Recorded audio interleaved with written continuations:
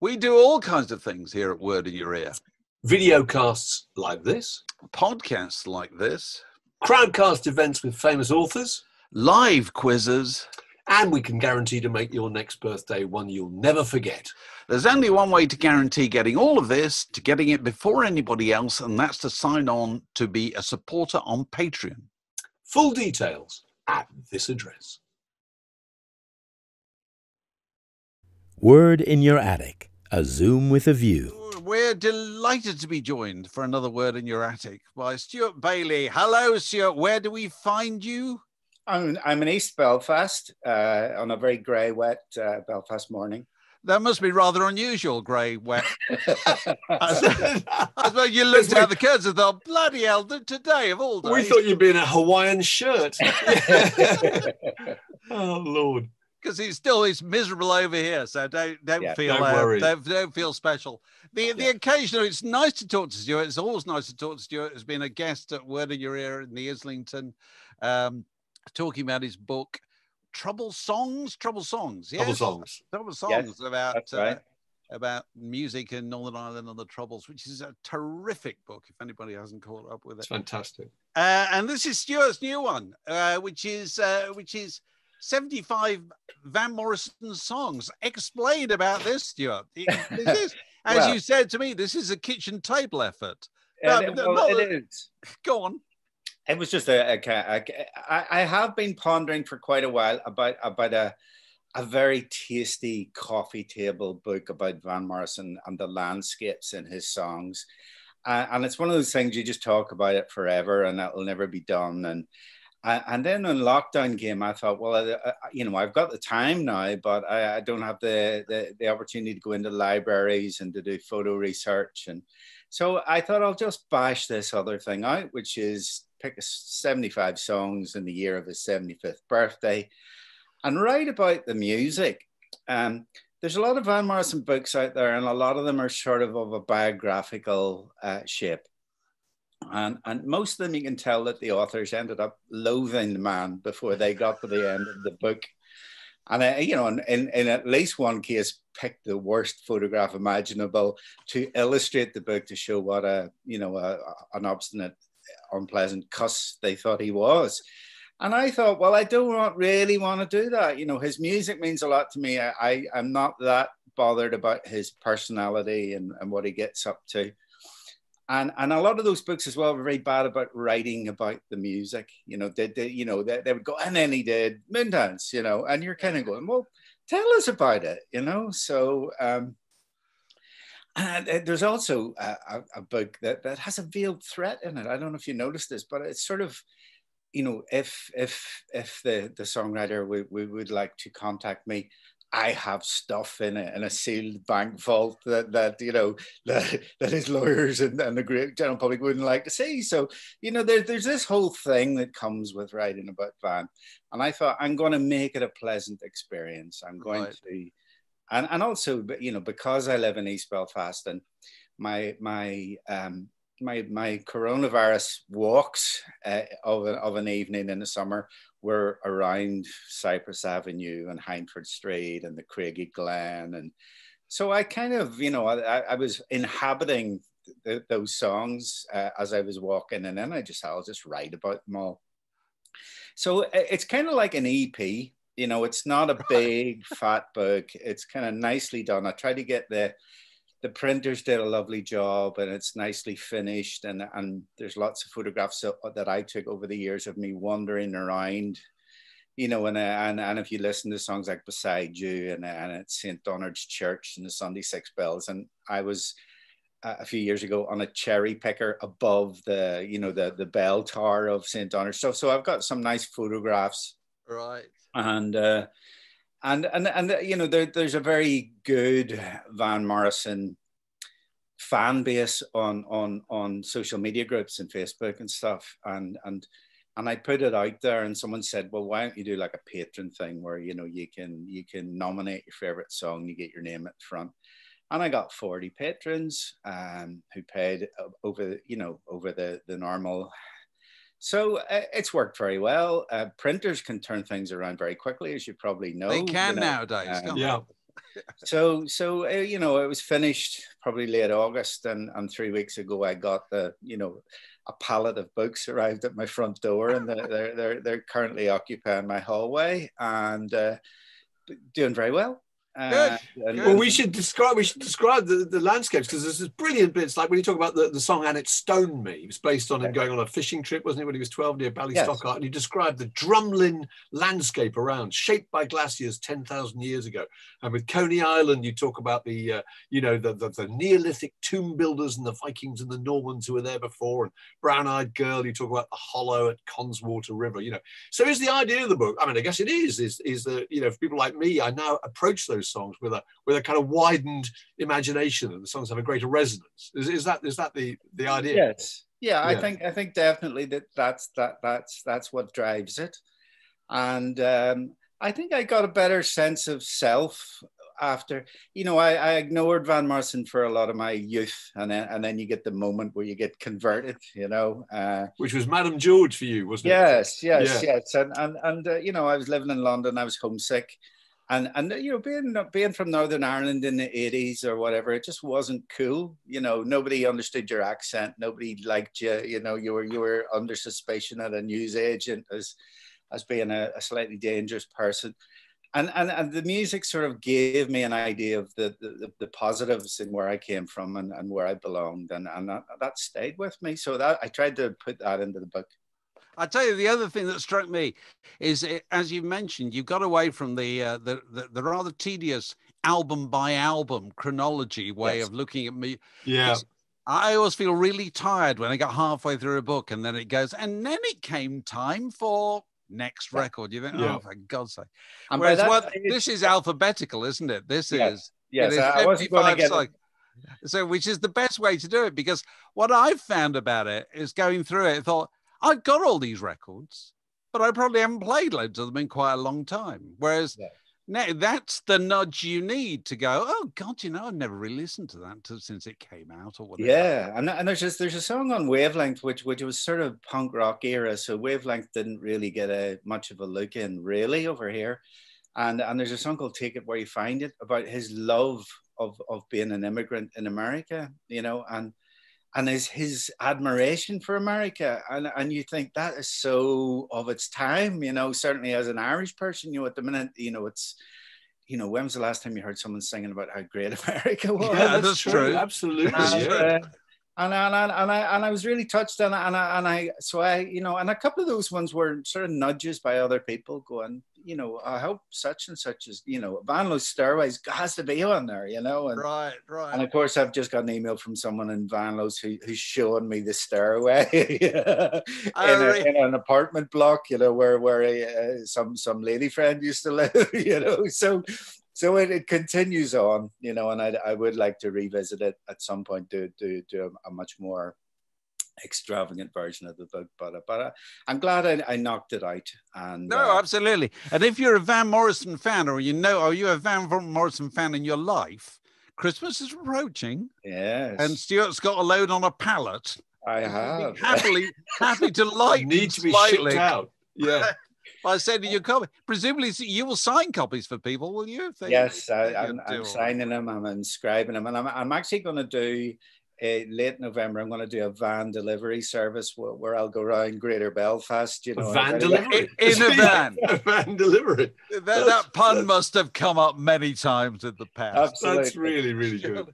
So, Stuart, we asked you, as is usual on Word in Your Attic, to you know, whether you've spent the time indoors having some kind of audit of your stuff, thinking, how did I end up with this? Why have I got four of this? You know, and now's your opportunity to share it with a wider public. Well, yes, I'm slightly disappointed because I was trying to find my Debbie Gibson cocktail shaker, which was done to promote Shake Your Love, and the good people at Warner sent these out, and it had Debbie Gibson on it, but it looked like an urn. It looked like her ashes were in this thing, but it's lost somewhere. But what I did find was this is, I don't know if you've come across this Funky Junction, pay a tribute to Deep Purple, right? And the cheapest thing, you know, it's cheapest cardboard, cheapest pressing. But this came out in early '73. And it actually, Funky Junction was Thin Lizzy, who were skint at the time. And some German businessman came along and he went, guys, if you come to England, make an album of Deep Purple cover versions. I'll pay you handsomely. So they did it. And it's terrible. And Phil Lynott couldn't sing the Ian Gillan sort of vocal range. So they got a guy from a band called Elmer Fudd, which is another Dublin band. I remember them. Yeah, Benny White was the singer, so he sings on it, and it's kind of mostly risible, but they do a version of Danny Boy on it, which is done in a style, which is nothing to do with Deep Purple. So this is Thin Lizzy impersonating Deep Purple, doing Danny Boy. This is good.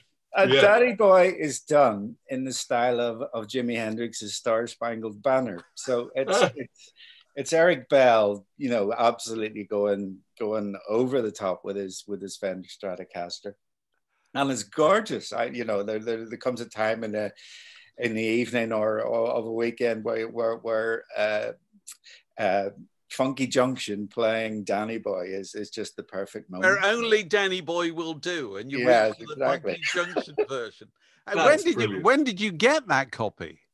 I wrote a Thin Lizzy book a long time ago, and I was aware of it, and then I was in a kind of a big record fair in Northern Ireland about 20 years ago, and it was there for £1, and I thought, come on, good work. And I thought, I'll have that. That must be worth quite a bit of money, surely. I would say to the right people, yeah. Or the wrong people. Yes, it's not pristine. Misguided people. Yeah. So, that's brilliant. That's lovely. So that's very pleasant. Yeah. What else you got there? Well, this isn't really collectible, but I thought this is my first music book. I've got that somewhere.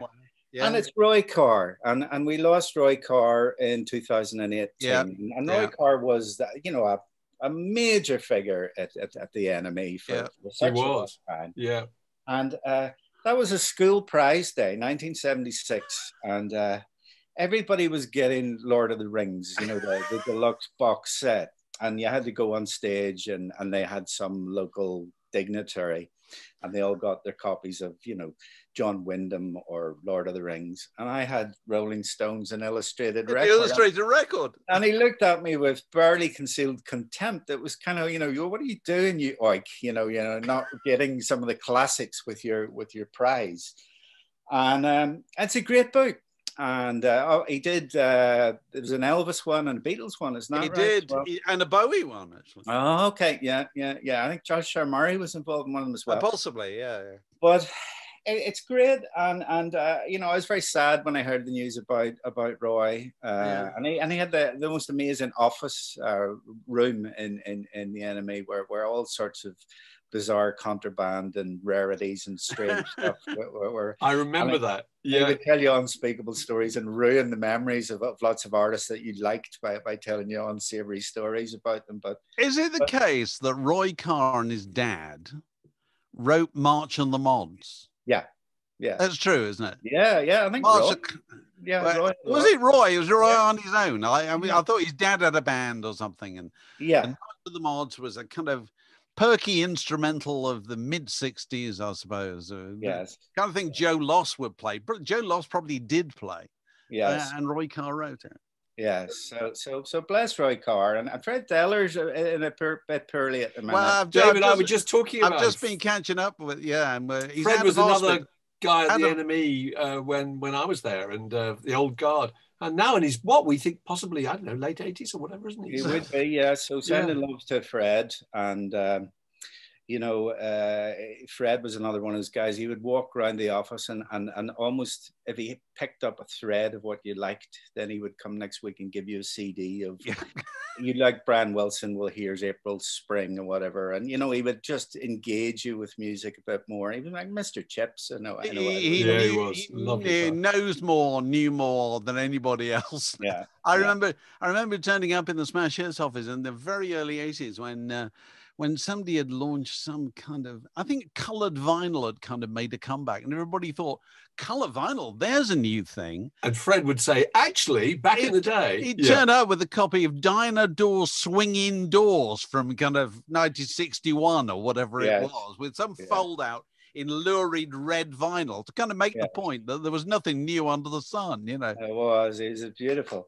And I should plug my wares. I do a magazine. I started a magazine. Oh, you with your daughter, don't you? Is that right? Yes, my daughter Betsy, she's a graphic designer. Yeah. And we were been talking about it for ages, and she's really into sort of 35mm hipster camera kind of life. And we were going to do a photo book, and then we thought, well, let's just do a magazine. And again, it's not expensive really to print. It's very quick turnaround, and if you sell about 500, you kind of break even. So we did a Kickstarter. We've got a lot of subscribers. We're working on issue 3 at the minute. It'll be 3 that we're quarterly. What's it broadly about then? What area of music? It's kind of it's not that far away from what Enemy would have been about, but it's kind of, you know, we would interview Frank Ormsby the poet, or we would talk to Hannah Peel, or we would, you know, so it's musicians, writers, mostly Nordy, which is sort of our little sphere, but you know, like Pillow Queens from Dublin and stuff would get in there because they're so great. And mostly our own photographs. And so the bits of my hallway that aren't full of Van Morrison books are full of copies of Dig With It. My whole house smells of printer's ink, which is lovely. Can't be bad. That's a gorgeous thing. It's lovely. Yes. And you know, you have strange dreams at night when the fresh issues arrive because the ink is just so overpowering. So, you know, as you know, it's kind of hard to make a living writing about music these days. But, you know, the DIY thing in Belfast, you know, it's you can live cheaply in Belfast. I'm at an age where I don't have a lot of overheads. So I'm really enjoying myself in a weird way. So what's Bob Dylan doing over your shoulder? Well, Bob was, I think that's when the Bootleg series Volume 1 came out. It is. I recognise the picture from that time. And was that liberated from a shop window display, or did somebody... It was sent to the Enemy. And, right. The Enemy, you know, we got every, you know, as you know, you get spoilt, especially in that period or that era and before that. They just, anything you wanted, they would put it on a motorbike and send it to you, you know.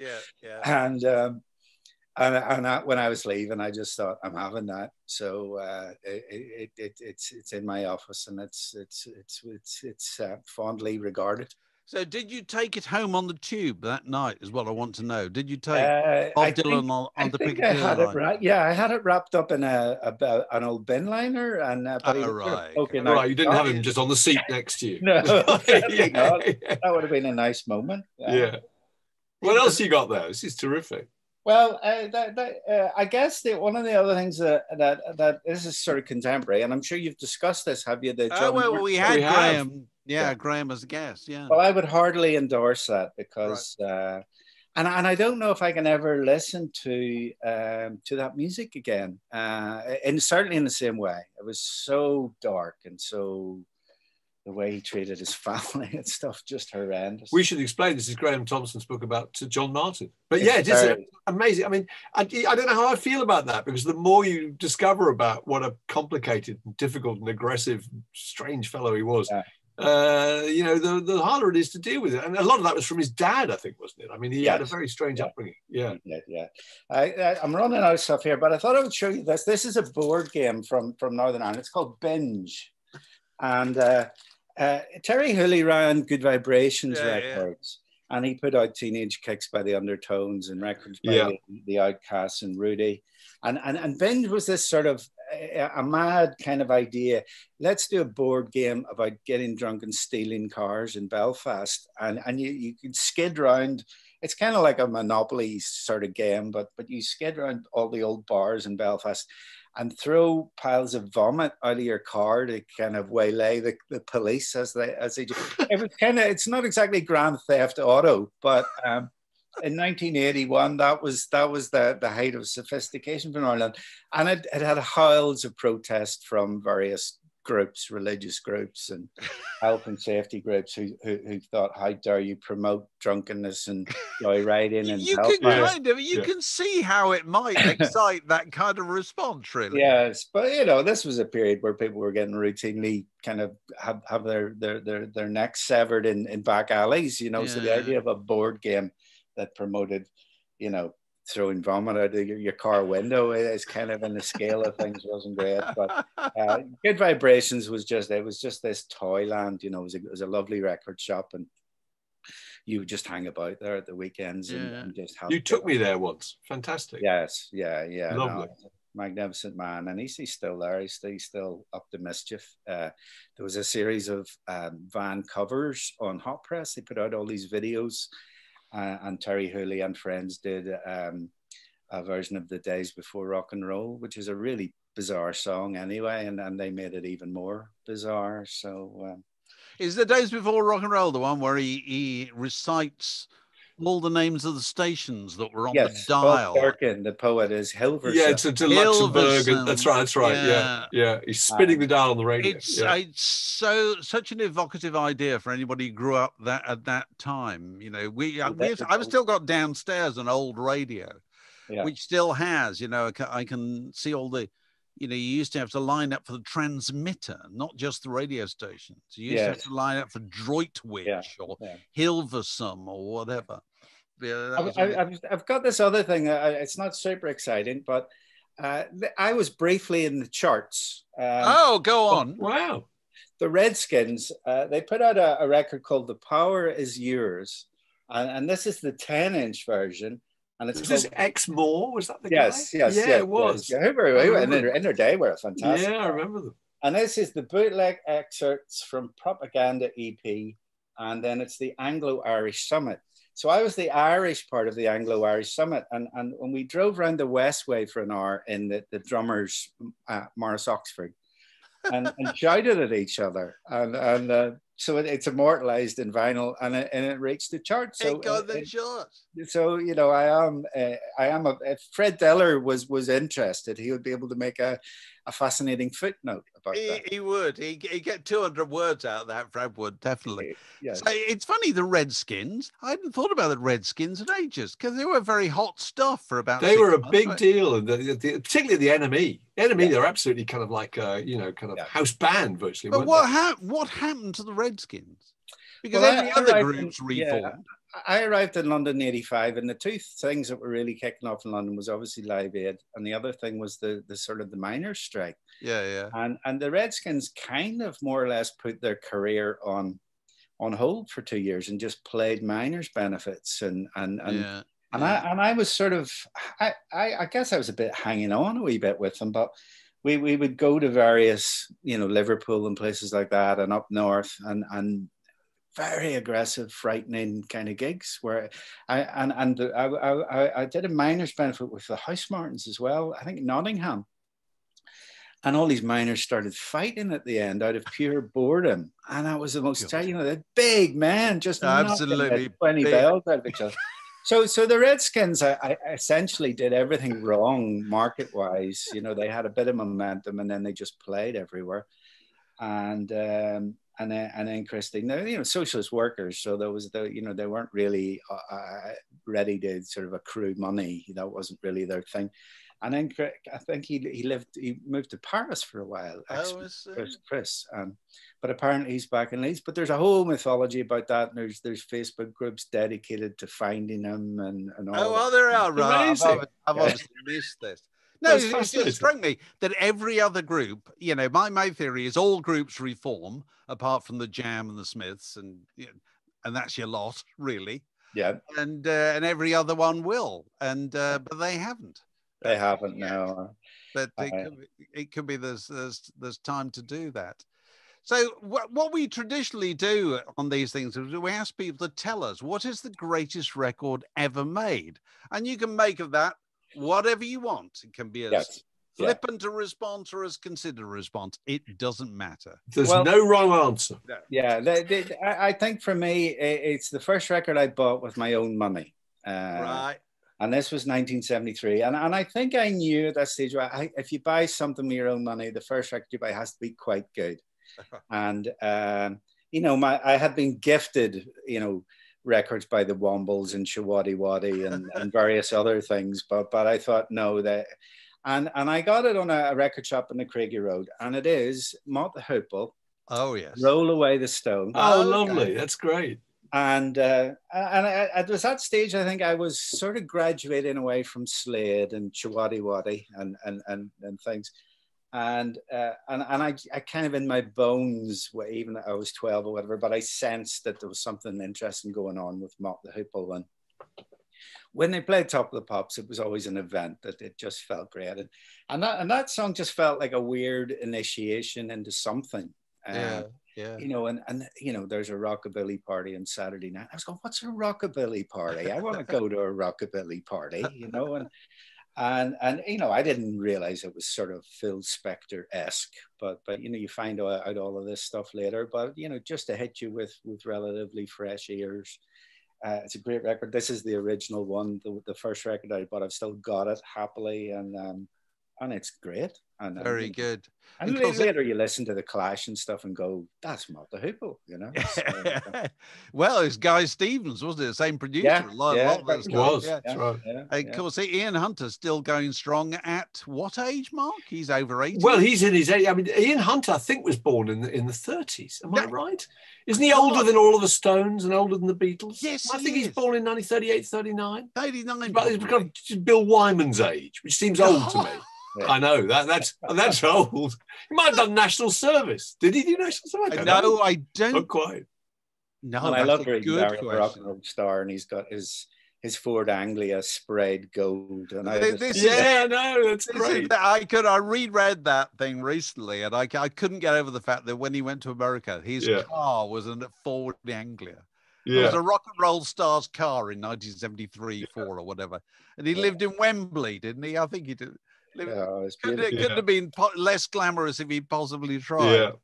Well, Stuart, it's been lovely talking to you. Thank you. Plug your book once more. There it is, 75 Van songs, and we'll give terrific. We'll give usual online. You should organise a van delivery, viewers. Yeah. We like that very much. Multiple orders, you get a discount. And then the Twitter feed is at 75 Van Songs, so that there'll be other places where you can purchase it as well. But okay, we'll put all those links underneath. We'll put that on the link. Video. Stuart, lovely to talk to you. Great to talk to you. Hope the weather's improved and you can go out for a walk. Lovely. Along some of Van streets. I will go to Cypress Avenue. Why not? Yeah. Can't go wrong. Cheers. See you. Cheers. Bye. Word in Your Attic, a Zoom with a View.